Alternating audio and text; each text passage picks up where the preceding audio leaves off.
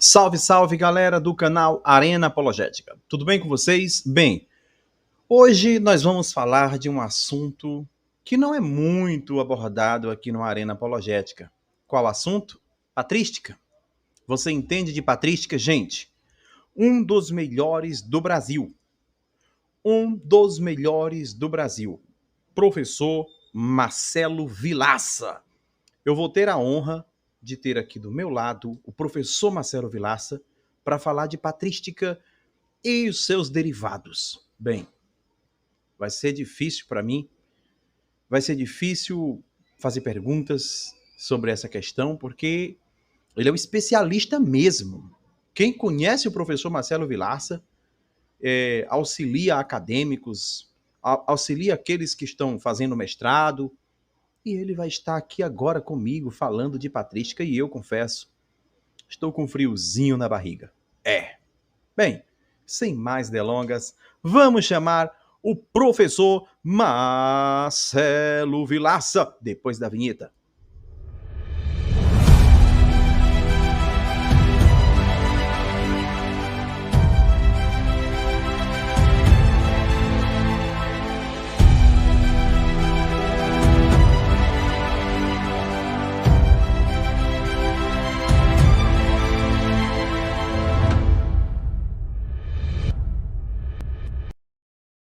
Boa tarde, boa noite, querido professor Marcelo Vilaça.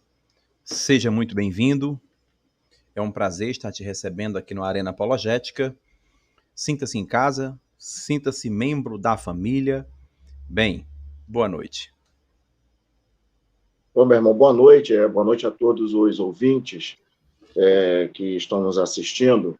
Já de antemão pedir perdão, né, pelos contratempos. Esse convite já vem de uma longa data, só que os afazeres da vida, a correria, têm nos atrapalhado.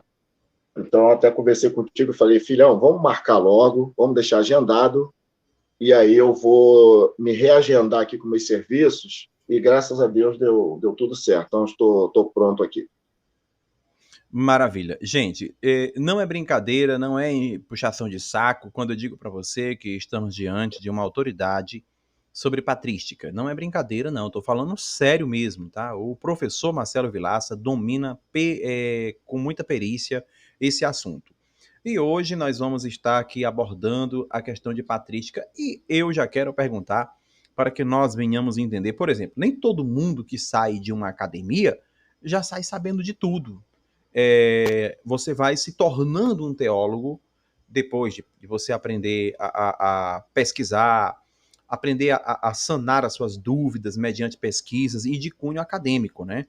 Então, eu já quero perguntar aqui para o professor Marcelo Vilaça o que significa patrística. Professor, explane aí para nós o que é patrística. A patrística, assim, de forma bem superficial, para que quem está ouvindo comece a entender e a perceber, é aquele período posterior à era apostólica. Porque a maioria dos cristãos, eles entendem o seguinte: quando fechou o livro do Apocalipse, a impressão que se tem é que findou ali a história da igreja, findou ali os discípulos, dos discípulos, findou ali no Apocalipse toda e qualquer doutrina cristã que acreditamos hoje, fechou ali no livro do Apocalipse toda e qualquer questão de defesa da fé ou construção de doutrina. Então, a impressão que se tem para essas pessoas é que quando acabou de se escrever o último versículo do último capítulo do livro de João, toda a doutrina cristã que se prega, que se divulga, que se crê hoje, já estava pronta naquela época lá, final do primeiro século. E o erro está exatamente aí.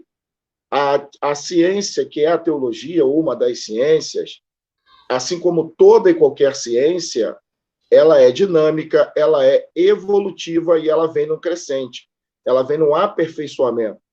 Então, as doutrinas básicas, porém basilares da fé cristã, como, por exemplo, a cristologia, ela foi sistematizada, ela foi consolidada, se é que podemos falar assim, em aproximadamente 500 anos de história, aproximadamente. E esse grupo de homens, que eram os pais da igreja, é que, com as suas opiniões, com seus estudos, com a sua dedicação ao idioma grego e a outros também idiomas, é que ajudaram a sintetizar, por exemplo, a cristologia. Então, o que é patrística?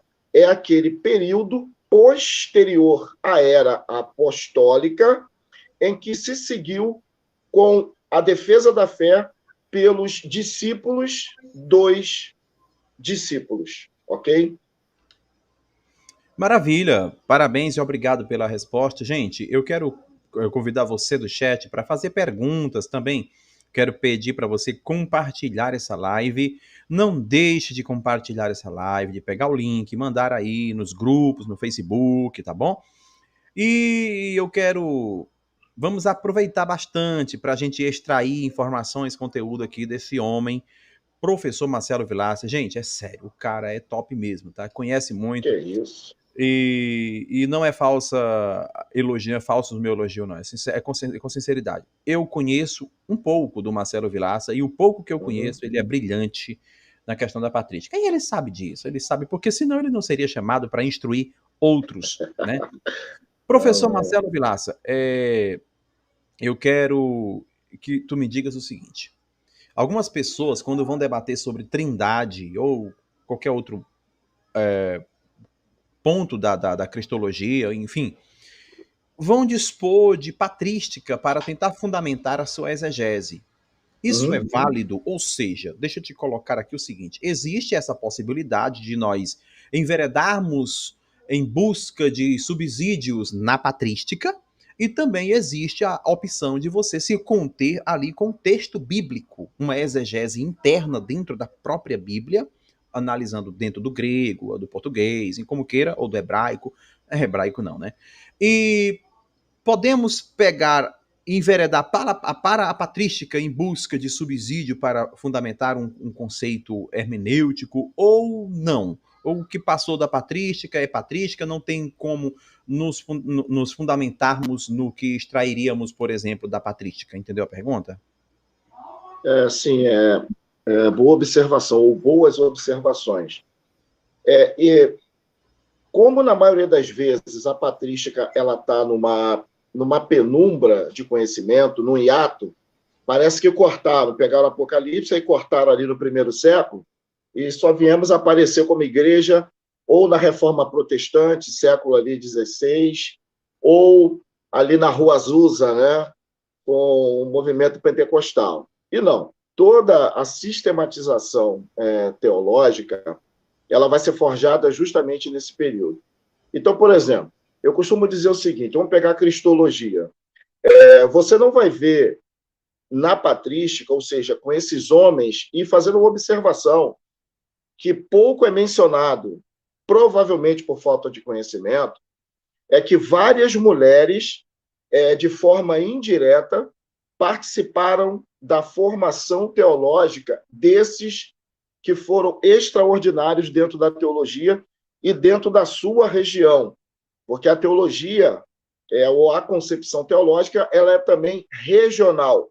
Por exemplo, a teologia que era pregada em Antioquia, ela tinha igualdades, porém também ela tinha diferenças em relação à teologia que era praticada, pregada, vivida, crida em Alexandria. E, evidentemente, os conhecedores de história sabem, devido à influência helenística, à influência da filosofia e de outros conceitos. Eu tenho um material chamado a Bíblia Patrística. O que seria a Bíblia Patrística? Seria uma coletânea de todos os textos, os versos bíblicos que foram citados pelos pais da igreja. E aonde o autor que fez a coletânea e vários críticos textuais, como, por exemplo, deixa eu pegar aqui, você está dando para ver aqui, ó, Exegese Sim. do Novo Testamento, ó, de Uwe Manual Werner. de metodologia. Isso, ó. da Sinodal, por exemplo, também em conjunto com a editora Paulus. Deixa eu pegar um outro aqui, só para não ficar nas minhas palavras. Maravilha. O texto do Novo Testamento, tá certo? Esse aqui é de Kurt Aland e Barbara Aland, assim como outros, né? O Paroski, o Daniel B. Wallace, até mesmo o Bart Ehrman, né? Que eu tenho algumas reservas, porém é um autor também muito conceituado. Então não há em nenhum assunto, na sintetização ou na sistematização de qualquer área doutrinária, não existe uma harmonia. Porém, esses cismas que há, essas divergências doutrinárias, jamais, dentro dos pais da igreja, jamais elas vão partir para uma heresia. Então, por exemplo, quando eu pego Orígenes, no aspecto soteriológico, ele era universalista, ou seja, ele acreditava que no fim de tudo, de todas as coisas, Deus em seu infinito amor, Deus em sua infinita bondade, o que ia acontecer? Ele ia salvar todos. Ok? Então, isso não está caminhando por uma heresia, isso é uma vertente interpretativa de Orígenes. Mas, olha, o Orígenes, em contrapartida, deixa eu ver a palavra que eu vou usar aqui, é até curioso, ele, nas suas interpretações, ele teve a capacidade de cortar o Bilal por causa de um verso lá que diz que é melhor entrar sem olho do que se perder com os dois, parafraseando assim. Então, o maior escritor, depois de Santo Agostinho, ele era universalista e ele teve a coragem de arrancar lá o bilu dele por causa de um texto bíblico. Então, nós não encontramos harmonia, ou seja, todos os pais que discorreram a respeito de determinado assunto, eles eram concordantes. Não existe. Eu seria leviano em dizer para os irmãos aqui que a patrística ela era ou foi harmônica. Não. Porém, aqueles que discursaram a respeito de determinada doutrina, como a cristologia, que foi uma das que deu mais trabalho, evidentemente foi sistematizado, foi definido através de concílios, ok? E quando nós estamos lendo um texto, evidentemente é importante recorrer a determinado pai, a determinada obra dentro da literatura patrística para que nós tenhamos o norte. Veja você, nós nascemos numa família. Essa família, de alguma forma, ela vai nos apresentar princípios, ela vai nos apresentar o norte. Então, eu não posso desprezar o legado, as pedras do passado, achando que eu tenho condições de, por mim mesmo, estabelecer, a partir da minha vida, uma estrada para o futuro. Eu até posso, mas eu não posso desprezar quem no passado dedicou toda a sua vida. Eu não estou falando 10 minutos por dia, não estou falando 1 hora por dia. Eu estou falando de homens e mulheres que se abdicaram de tudo e dedicaram as suas vidas a estudar e, principalmente, como falou Irineu de Lyon, a defender a fé cristã de aproximadamente 32 heresias que vão surgindo ao longo do tempo. Então, eu sempre cresci ouvindo que a caminhada da igreja ao longo da história ela foi marcada por sangue, ou seja, muitos anônimos morreram e conhecidos, e escritores e doutores morreram também, para que o evangelho chegasse até nós. Agora, as doutrinas que nós hoje cremos e acreditamos, ela não chegaria se não fossem os estudiosos. E por que eu estou mencionando os pais da igreja, os estudiosos? Porque, infelizmente, nessa caminhada da teologia, existem alas da nossa cristandade que parece que se erguem contra o estudo, contra o conhecimento, contra a academia, contra a literatura, contra o idioma grego, contra o idioma hebraico, contra os concílios. A pessoa é contra tudo, né? E na hora de interpretar a Bíblia, ela fere um dos princípios básicos da interpretação. quando a Bíblia diz que ela não é de particular interpretação. E a pessoa, sem consultar ninguém, sem ter parâmetro nenhum, ela parte dos seus achismos ou achismos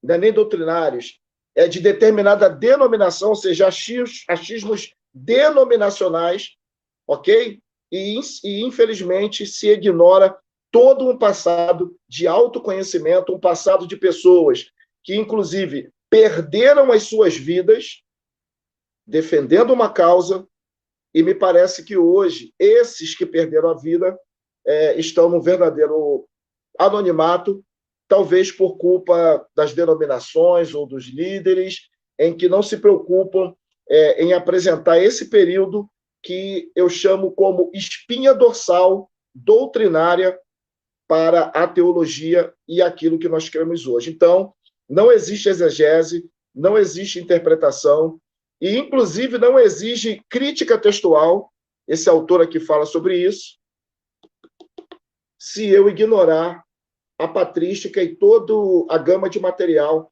que foi produzido nesse período. Uwe Wegner. Uwe Wegner.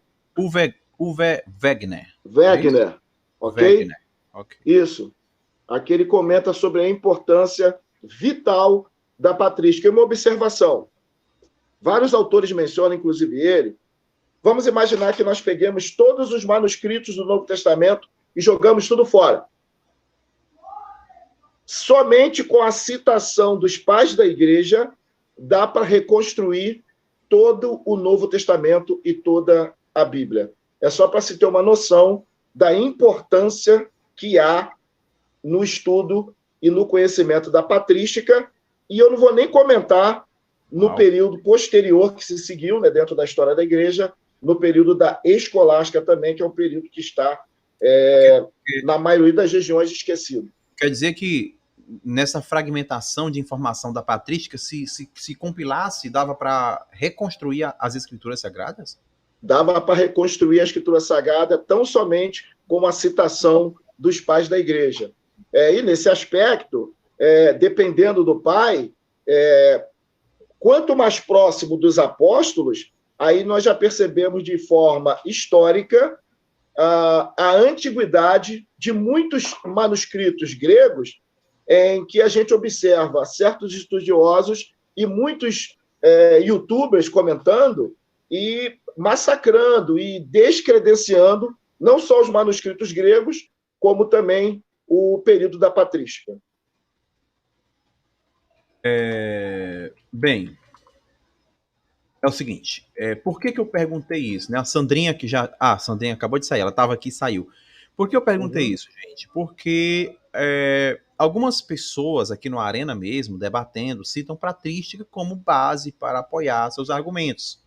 E o seu oponente vai dizer o seguinte: não, você está citando patrística que não tem os mesmos recursos que nós, que não tem a mesma tecnologia que nós, não que o evangelho mudou, não que Deus mudou de conceito, mas você está citando algo que não foi unânime, você está dispondo de uma base que não foi unânime, ou seja, havia divergência entre eles e patrística. Isso é verdade? Mas isso não impede de nós utilizar como fontes, não é isso? Não impede, correto?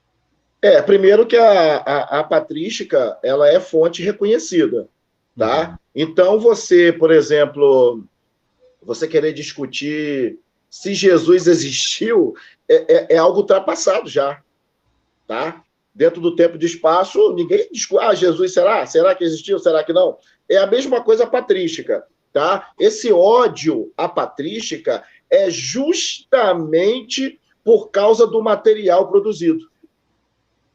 Porque normalmente nós crescemos aprendendo que só é apedrejada a árvore que dá fruto. O irmão já viu alguém falando da escolástica, por exemplo? Dificilmente. Dificilmente vão falar de Tomás de Aquino, que para mim foi tão fantástico ou mais do que Santo Agostinho, que é o maior escritor da teologia. Curiosamente, ele era africano, possivelmente ele devia ser da cor do Vilaça. Ele, Atanásio, Então, nós não podemos dar ouvidos àquelas pessoas, irmãos e irmãs, pregadores, apologetas e youtubers, que tentam denegrir ou desmerecer a patrística. E aí vou dar um exemplo simples. Vamos imaginar uma casa, e nessa casa tem um jardim, e nesse jardim tem uma flor. Você, o professor Elton, está a 1 metro dessa flor. Eu estou a 100 metros dessa flor. Se essa flor exalar alguma coisa, possivelmente eu não vou perceber, porque eu estou muito longe do centro que está radiando esse cheiro, esse aroma. Você está a 1 metro. Então, a sua percepção da flor, da rosa, do jardim e de tudo que cerca essa flor, você vai ter uma percepção muito maior do que a minha. Então, é a mesma coisa nós que estamos no século XXI para o pessoal do século II, século III, século IV. Eles estão mais perto do evento. E, curiosamente, esse mesmo período patrístico, ele também foi um período de colcha de retalho. Por exemplo, vamos falar da cristologia. Você não vai ter um pai da igreja que vai cunhar toda a cristologia. Primeiro surge um Militão de Sardes, por exemplo, da Ásia. Ele vai usar apenas um termo teológico. Aí depois surgem os pais capadócios, tá? Gregório de Nisa, Basílio e Gregório Grande. E, curiosamente, 2 deles eram irmãos. Curiosamente, quem ensinou teologia a eles foi a irmã dele mais velha. Olha que curiosidade. E quando a gente busca na história da igreja e se pergunta, vocês conhecem alguma teóloga da história da igreja? A resposta vai ser pelo menos um tanto quanto vazia, ou vai se pensar muito.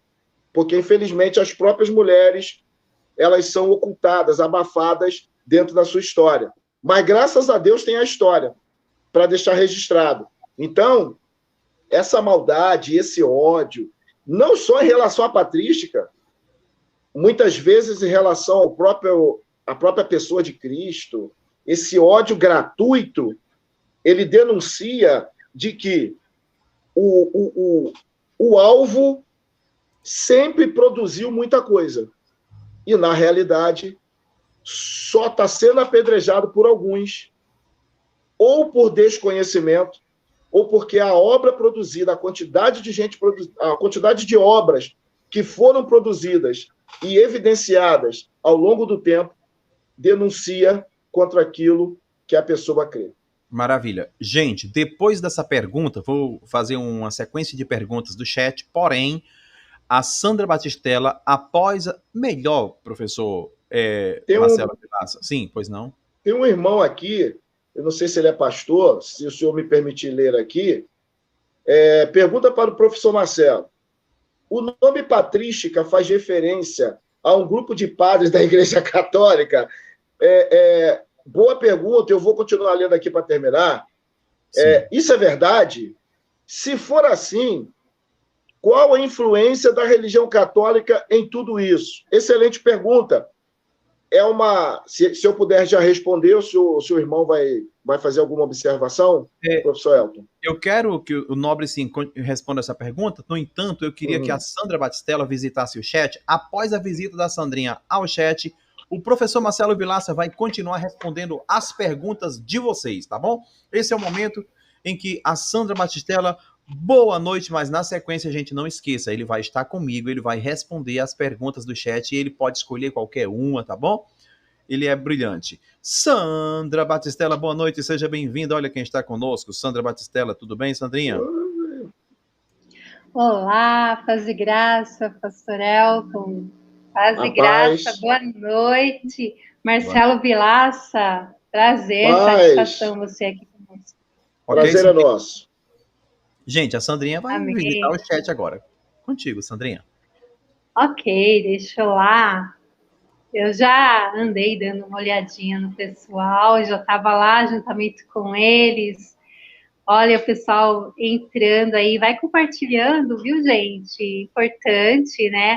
Nosso amigo Marcelo Vilaça aí, eu conheci ele lá no Debate de Religião e conhecido de muitos nos grupos de WhatsApp.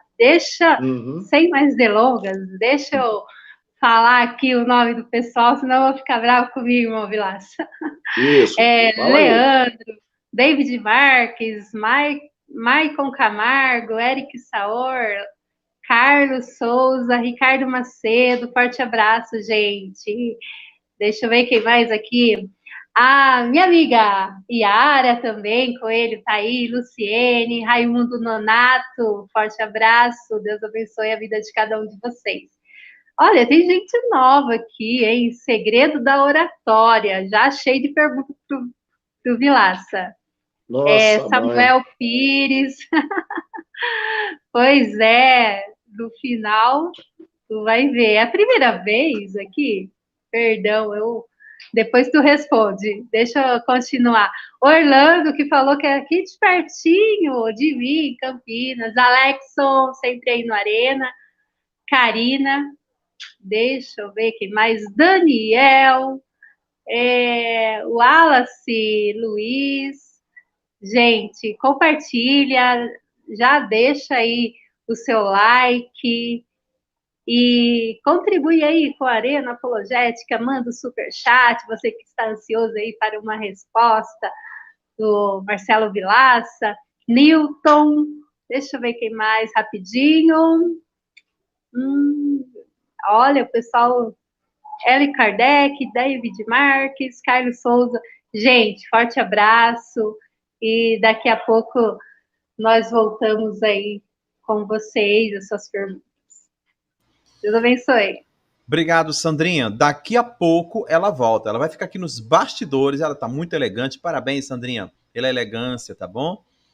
Sandrinha, se você quiser depois aí tá elaborando uma pergunta, né, para o professor Marcelo Vilaça, vai pensando, vai arquitetando que daqui a pouco você volta para fazer a pergunta para ele, tá bom? Okay. Bem, se você quiser ficar aqui comigo também, fica comigo. Não, deixa eu lá, que eu vou espiar aqui no chat. Tá bom, então. Não sei se satisfação você mesmo, viu, professor Marcelo Vilaça? Satisfação. Amém. Obrigado, irmã. Igualmente. Pronto, vamos continuar aqui com o professor Marcelo Vilaça. Daqui a pouco eu pego os segredos da oratória. Professor Marcelo, tinha uma pergunta que você viu no chat. Pode ler a pergunta, que enquanto isso eu vou tentar encontrar para colocar na tela. Fica à vontade. Tá, ela sumiu aqui, mas sintetizando a pergunta do irmão, que não apareceu também o nome do irmão, se esses pais da igreja, eles eram padres católicos, e qual seria a influência do catolicismo nessa questão? Mas vejam só, gente, é uma outra grande confusão, e entendo eu, devido ao desconhecimento. E o desconhecimento, ele causa isso mesmo, ele causa confusão.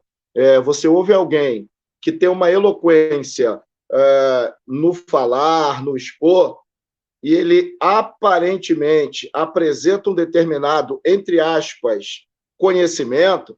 Se a pessoa ela não tiver um conhecimento naquela área específica, acabou. Ele só vai poder fazer duas coisas. Uma, abaixar a cabeça e concordar, e a segunda, abaixar a cabeça e concordar. Tá? Dura coisa para mim é quando bate os irmãos lá, aquele domingo de manhã, ele bate na porta de certos crentes e apresenta certos versículos. Você vê o crente com... Ele não sabe nem o que falar. Isso me traz muita tristeza, sabe? Então, gente, vamos... Se você tem papel aí, anota. Depois você pode procurar o professor Elton, que eu dou algumas obras de referência. Eu estou falando obras mesmo históricas, não é blá, blá, blá, não é conversinha, não é imparcialidade, não é parcialidade, tá? Primeira coisa que vocês e o irmão que fez a pergunta, excelente pergunta, é uma dúvida quase que geral, quase que unânime, se esses caras eram padres.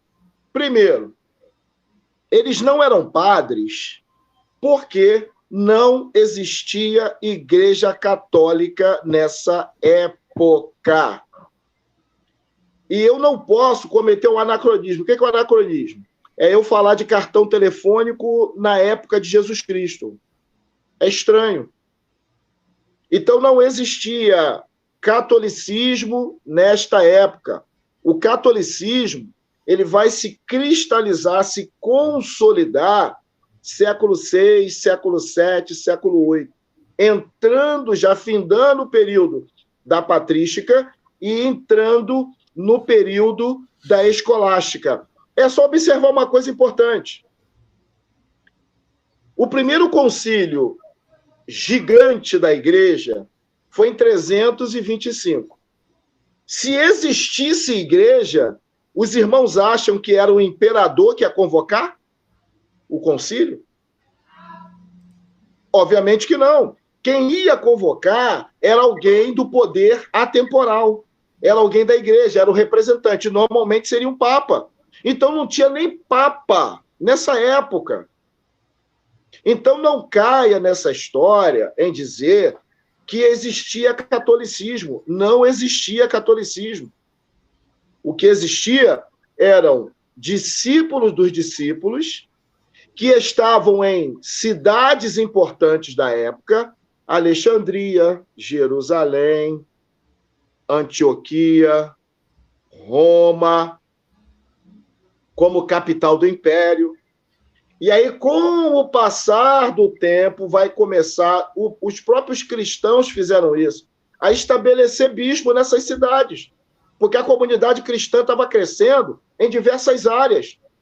Então, tinha que colocar os responsáveis nessas comunidades para a coisa não virar uma bagunça. Então, primeiro mito, não existia igreja católica nessa época. Tá? Segunda coisa, mas evangelista Vilaça, professor Vilaça, e os padres? Porque normalmente hoje, no século XXI, a pessoa vê o termo e ela associa padre ao que está vendo padre hoje. Não, padre é só no sentido de pater, é só no sentido de pai, de originador de alguma coisa. Então, esses homens aí, do segundo, terceiro, quarto e quinto século, eles não têm relação nenhuma com o catolicismo estruturado que nós estamos vendo hoje. E aí depois, se eu tiver oportunidade, eu falo um pouco mais da questão de Constantino, que muitos falam dele, mas não conhecem nada dele. Ok? Então, espero ter respondido a pergunta do irmão. Tem um outro aqui chamado Carlos Souza. A Igreja Católica é o trinco comum de onde se originaram todas as outras ramificações do cristianismo? Não, eu discordo. Porque a Igreja Católica, como eu disse, ela só vai se estabelecer lá no século VII, século VIII. E antes disso, já tinha cristianismo. Né? Jesus era católico? Não, Jesus era judeu. Tá? Então, você não tinha esse catolicismo estabelecido, tá? Aí você depois, a Igreja Católica, a briga lá dos bispos, tá? E aí vai se ter uma cidade principal, que era Roma, como capital, tanto que a capital do Império passou a ser também a capital religiosa, então ela é a capital política e religiosa, só que não pode se esquecer que no ano de 1054 nós tivemos o cisma, as igrejas do Oriente se separam das igrejas do Ocidente, basicamente por questões teológicas. E aí eu pergunto, de qual catolicismo o irmão está se referindo? E aí já complicou tudo, né? Então, não. A Igreja Católica, ela não é mãe das outras religiões ou que deu origem ao cristianismo. E aí isso é uma outra história, é um outro assunto. Maravilha, gente. Olha, eu quero que vocês façam perguntas profundas, tá? Porque quem vai ganhar somos nós, né? Você faz a pergunta profunda, quem vai ganhar somos nós. Eu já perguntei se a patrística pode servir de fonte acadêmica. É claro, é uma pergunta bem óbvia, é claro que pode. Mas é possível que alguns digam que não, pela falta de unanimidade entre a patrística. Então, por falta dessa unanimidade, alguns alegam que é bem comprometedor. Claro, isso é uma perspectiva, né? Eu, porém, faço coro com o professor Fábio Sabino. E vamos aqui pegar uma pergunta do Alexson, né? Do Ricardo Macedo, depois eu pego do Alexson. Gente, parece, estão me falando aí, que não tem nada a ver com a live, que parece que eu cometi um erro ao escrever o nome do professor Fábio Sabino. Quero mandar um abraço para o professor Fábio Sabino. Ele assiste o Arena e ele vai voltar aqui no Arena novamente, tá bom, gente? E olha, eu já falei com ele e parece que ele aceitou a gente aí. Vamos trazer professor Fábio Sabino e ateus aqui para a Arena para conversar sobre ateu. E também eu quero colocar os dois, professor Fábio Sabino, não para debater, mas para trocar informações. E o professor Marcelo Pilaça. Depois a gente pode ver uma data aí, né? Para os dois vir aqui trazer informações boas para nós. Ricardo Macedo, receba um abraço do Arena Apologética, um abraço meu, seu irmão Elton.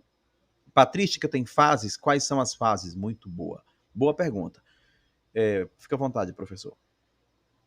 Tem autores, tá? E aí vai depender, como eu disse, né?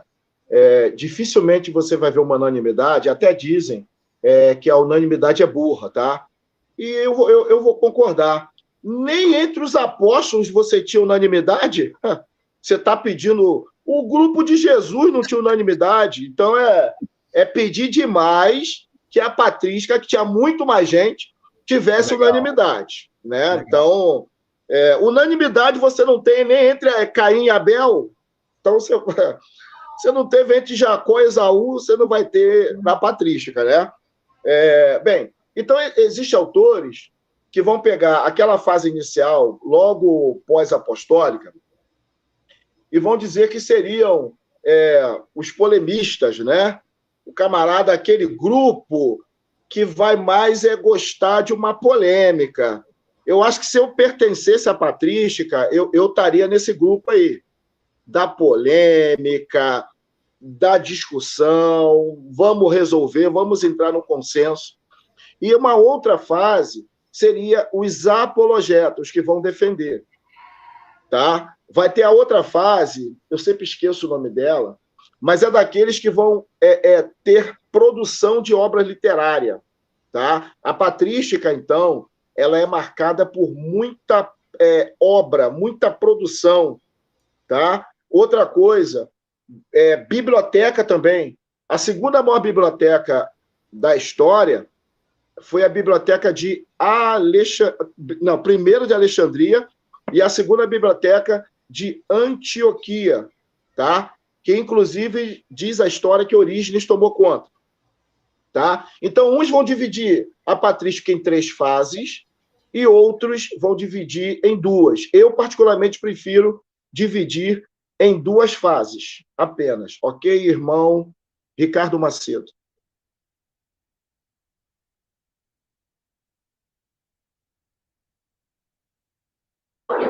Seu áudio, professor. Muito obrigado. Eu estou mostrando a Sandrinha para vocês verem que a Sandrinha está aqui comigo, né? Dando aquele apoio, sempre observando o chat. Daqui a pouco ela vai no chat. Opa, tá chegando no superchat aí. Prioridade, um abraço, querido professor. Querido, um abraço para você, Ricardo Macedo, tá? Sinta-se amado. Deixa eu voltar aqui. Bem, Maicon Camargo. Não, eu quero ir pro chat, gente, que superchat é prioridade. Eu esqueço tudo e pulo para lá, tá bom? Olha só. Professor, analisando a patrística e o cristianismo como um todo, hoje o senhor considera ortodoxos católicos e os protestantes como irmãos? Ortodoxos católicos, irmãos de católicos, né? Os ortodoxos católicos, irmãos dos protestantes. E aí, professor Fábio Sabino? Pergunta inteligente. Parabéns aí, João Galvão, pela pergunta, tá? Parabéns ao irmão. Qual é o nome do irmão aí? João Galvão. João Galvão. Tem um cifrão aí, tem R cifrão, R$5. Para mim esse... R$5 que ele mandou. Essa grana é para mim, não, né? É pro canal. Vamos lá. Boa pergunta. Quando nós usamos o nome ortodoxo, tá? Você tem um prefixo ali grego, orto, que é correto, certo, né? Então, por exemplo, ortografia. Nós temos o prefixo orto. Então, o que é ortografia? É a área lá da gramática responsável por ensinar a escrever certo. Você tem ortopedia. A área da medicina que é responsável para corrigir, se não me falha a memória, toda a parte óssea.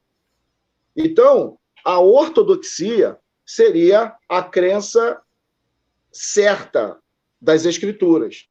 E, nesse sentido, todos nós acreditamos, quem quer que seja, acreditamos que estamos certos. Se você perguntar a um islâmico se ele está errado, ele arranca a tua cabeça fora. Ele acredita que está fazendo a coisa certa, assim como Paulo acreditava também que era o correto. Paulo acreditava que era ortodoxo.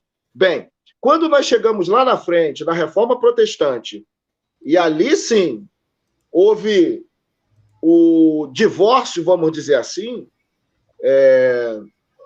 você tinha a igreja e Lutero com as famosas 95 teses, eles vão fixar lá nos portões lá do castelo, acho que de Wittenberg, se não me falha a memória, ok? Um azar sorte de Lutero, se é que eu posso chamar assim, foi que já tinha a imprensa. Se não tivesse a imprensa, ou seja, se Lutero pega as 95 teses e coloca lá no ano de 1450, ninguém tomaria conhecimento da reforma. O problema é que ele botou lá depois da imprensa. Aí pegaram as 95 teses, passaram na máquina de Xerox e começaram a espalhar para a Europa toda. Aí Lutero perdeu o controle. Então, a partir da reforma, vai surgir os protestantes. Então, os protestantes seria um divórcio da teologia da Igreja Católica. Mas eu considero irmãos? Sim. Por exemplo, o católico, ele nega Jesus Cristo? Se tiver algum irmão católico aí no grupo, ou assistindo, o católico nega Jesus Cristo? O católico nega a Bíblia? E já aproveitando, são perguntas que me fazem corriqueiramente. Marcelo Vilaça, o católico vai ser salvo? Não, o católico vai ser condenado? Eu pergunto, e você põe a mão no fogo, garantindo que cada crente vai ser salvo? Então, eu, particularmente, considero os católicos irmãos e, como eu disse anteriormente, com divergências. Nós temos divergências. Porém, desculpa, eu entendo que na espinha dorsal estamos de acordo, com algumas diferenças básicas na questão da espinha dorsal, mas sumariamente, sim. Tá? Se você perguntar a um teólogo católico, aquele Joseph Ratzinger, que foi papa, ele, para mim, é um dos grandes teólogos vivos da Igreja Católica, se ele fica debruçado lá em Santa. Pergunta a ele. Pergunta ao padre Fábio de Mello se ele fica debruçado em Santa. Não fica. Então, tem muita coisa que, ao longo do tempo, mudou. Tá? Então, me perguntou aqui, o senhor considera ortodoxos, católicos e protestantes como irmãos? Sim, e guardadas as peculiaridades de cada grupo. Maravilha. Peço permissão para colocar um contraponto, né? O que é um contraponto? Um contraponto é uma ideia não objetivando, dar o cheque, para quem não sabe, xadrez é uma situação que ameaça a rainha, tá, gente? Uhum. Então, o que é um contraponto? Vou colocar um contraponto aqui, gente, para estimular mais, para trazer mais informações para nós. O professor Fábio Sabino respondeu que sim, que os católicos e os católicos ortodoxos e os protestantes são considerados irmãos, desde que o mesmo estejam dentro da espinha dorsal. Aí meu contraponto é... Sabino não, Vilaça, né? Desculpa, professor Vilaça, desculpa. Mal quero conhecer ele ainda. Ontem eu passei a tarde conversando com ele, acho que é porque ele fixou na minha mente. Uhum. Então, o que acontece? Uhum. Se essas diferenças ferirem princípios, e se essas leves diferenças dentro de uma perspectiva antropológica ferirem princípios espirituais, ainda assim, os mesmos são considerados irmãos, mesmo ferindo princípios? Pois não. Entendi. Bem, a questão do irmão, por exemplo, ele é a questão do sangue, né? E a questão, por exemplo, eu conheço irmãos que vêm de pais diferentes, por causa da mãe, né? e conheço a mãe que tem filhos de pai diferente. Eles têm características diferentes, mas eles são irmãos. Então, por exemplo, eu queria que alguém me desse um exemplo de que a crença católica, em algum momento, eu não estou dizendo que não tem, eu estou dizendo que me apresente alguma questão da crença católica ou da teologia católica que fere algum princípio. Aí podemos conversar sobre isso. Porque já lá na Idade Média, não, na Idade Média não, no período da escolástica, se não me falha a memória, foi no concílio de 431, Éfeso. Se não me falha a memória, foi discutido se Maria era mãe de Jesus ou mãe de Deus. Teve uma questão lá, teve uma briga. Tá? Então vai se defender que Maria é mãe de Jesus. Tá? E mesmo porque ela não poderia conter Deus. Foi uma discussão lá de um concílio.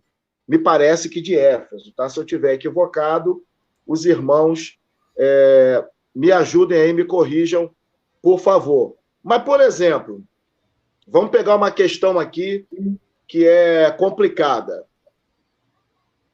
A igreja, ou pelo menos eu acredito nisso ainda, acender vela numa missa. Tá? Então, existe uma crença de que a missa, primeiro, já é um sacramento da Igreja Católica. Missa, casamento, extrema-unção, são 7. São 7 sacramentos. Tá? A missa é um deles. Então, acredita-se que acender vela vai ajudar, de alguma forma, a pessoa que está numa situação difícil no mundo espiritual e que ela vai melhorar. Ok. Eu, particularmente, não creio nisso. Agora, na espinha dorsal, eles vão acreditar que a salvação ela vem por Cristo Jesus. Por exemplo, a ceia deles é diferente da praticada por nós, evangélicos?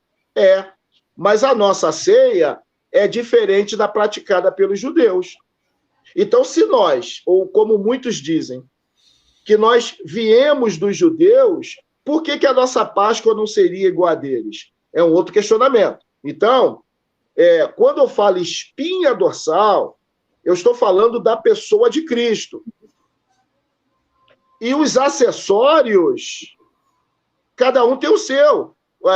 A minha roupa não é do meu irmão, a minha voz não é do meu irmão, a impressão do meu irmão digital não é a minha impressão. Tá? E vejam que eu não estou passando panos quentes. O que eu estou dizendo é que o cristão ele também tem que parar com essa coisa de achar que só ele está certo e todo mundo que não está errado. Como se no meio evangélico nós não tivéssemos nossos problemas, as nossas heresias, que também não são bíblicas. Também não são bíblicas. Então, vou repetir o que eu afirmei anteriormente. Desarmonia, nós temos, em qualquer meio tem desarmonia. Eu congreguei numa igreja, e aí a maioria delas, óbvio, o pastor era da tricotomia, eu era da dicotomia. Só que nós temos um problema. Quem era o professor e superintendente era eu. Tem uma outra crise. O pastor é pré-tribulacionista. O professor era pós-tribulacionista. Já estamos com um problema. Então, só que essas diferenças, elas não podem ser superior à espinha dorsal, que é Cristo. Então, por exemplo, se o católico negar a Cristo, aí, meu irmão, eu não tenho parte com ele. Mas enquanto ele não negar, estamos no mesmo barco. Foi o que o Jesus disse para os discípulos. Senhor, estão lá fazendo uma coisa lá, mas não é do nosso grupo. O que Jesus falou? Aquele que comigo não espalha, ou aquele que não ajunta, espalha. Ora, se eles estão no mesmo propósito, deixa eles. Então, na realidade, eu entendo sim como irmãos porém, temos diferenças. Agora, quando a crença, ela fere a pessoa de Cristo, a pessoa do Espírito Santo, a pessoa do Pai, aí já começamos a estar com problema. Mas não é porque o irmão é problemático que nós vamos extirpá-lo da família, né? Eu penso assim. Eu procuro ser mais inclusivo do que excluir. Maravilha. Inclusive, eu tenho uma pergunta aqui que eu quero aproveitar e agregar algumas informações a essa pergunta, por minha parte. O agregamento seria perguntar o seguinte: a quem evangelizamos, né? Ou seja, a quem divulgamos acerca das boas novas, a quem fazemos o querigma, já que, ou seja, eu posso deixar de ser um protestante e me tornar um católico? Ou seja, então, os católicos e o protestante devem evangelizar apenas aqueles que, por exemplo, o espírita também não nega Cristo, né? Ou seja, a maioria das religiões brasileiras, inclusive as afro-brasileiras, também não vão negar a Cristo. Cristo aí para eles é como se fosse algo maior, né? Depois vem os seus secundários, Chico Caveira, o Tranca-Rua, né? São deuses secundários, entre aspas, né? Claro, sem demagogia, com todo respeito às outras religiões ou até o cristianismo, nada de religião aqui. Professor, por favor, faça um comentário sobre as doutrinas que discordamos dos pais da igreja. Exemplo, Theotokos, em Maria, purgatório e a iconoplastia. Uau, que pergunta top. Obrigado, Giovanni Costa. Giovanni Costa. A questão do purgatório, eu nem sei mais se